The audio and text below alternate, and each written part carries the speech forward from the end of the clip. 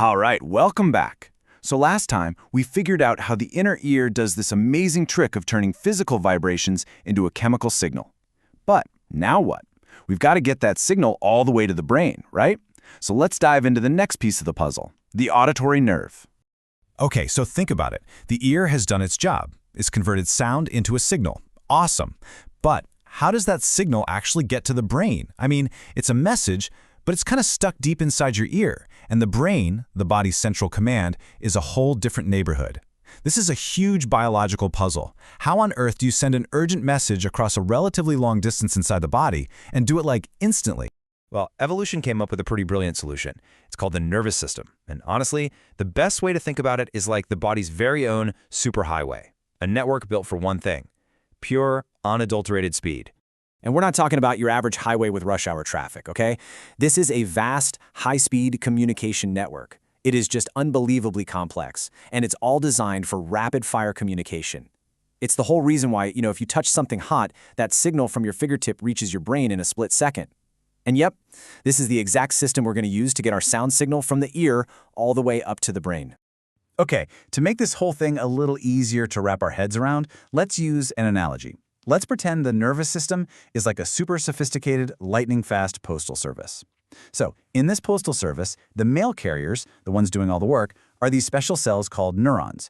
The messages they're carrying, our sound signal in this case, those are the letters. And that critical handoff point where one mail carrier passes the letter to the next one in the chain, that's something called a synapse. Super important. So it seems pretty clear, right? If we want to understand this whole superhighway, we've got to get to know the mail carrier. We need to meet the neuron. Let's really dig in and see what makes this little guy tick. I mean, seriously, the neuron is the core messenger of the entire nervous system. Just think about it for a second.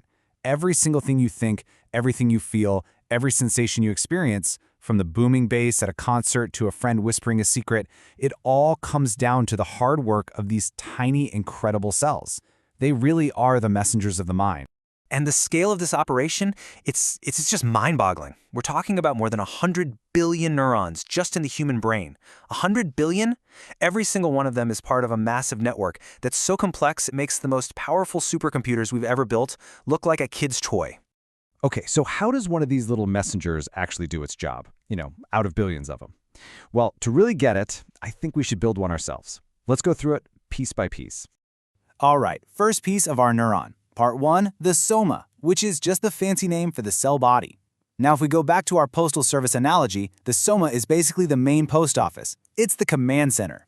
It takes in all the incoming mail, sorts through it, and decides, okay, is this message important enough to pass along? It's the big decision maker.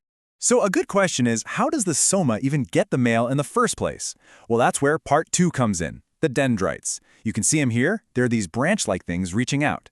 Think of them as thousands of little mailboxes. Their entire job is to collect information, whether it's from a sensory cell, like those hair cells in the ear we talked about, or from another neuron sending a message.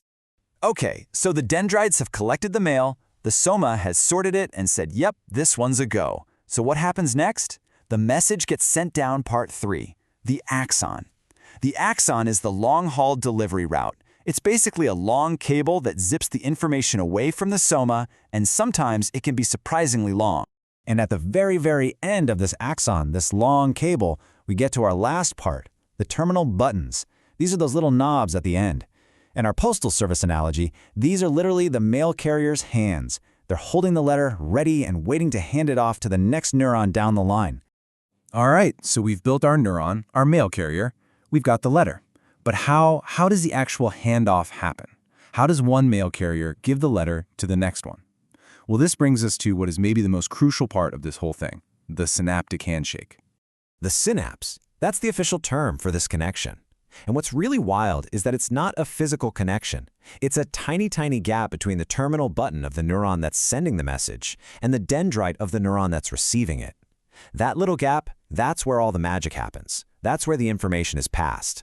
And just to really blow your mind with the complexity here, you've got to remember this isn't just a simple, neat line of neurons passing a message one by one. No way. In the brain, a single neuron can be getting messages from hundreds, maybe thousands of other neurons. And at the same time, it can be sending messages out to hundreds or thousands more. It's not a chain. It's an unbelievably dense, tangled web of communication. So, There you have it. We've built the whole delivery system. We've got the postal service, the mail carriers, the handoff. We basically get how the signal travels from the ear to the brain. But this leaves us with one heck of a question, doesn't it? We know a message gets passed along, but what is the message really? Like, how does this electrical and chemical activity actually code for all the rich, detailed stuff we hear? You know, the pitch of a voice, the loudness of a drum, the timing of a melody. Well, that is a fantastic question, and it's exactly what we're going to tackle in our next explainer.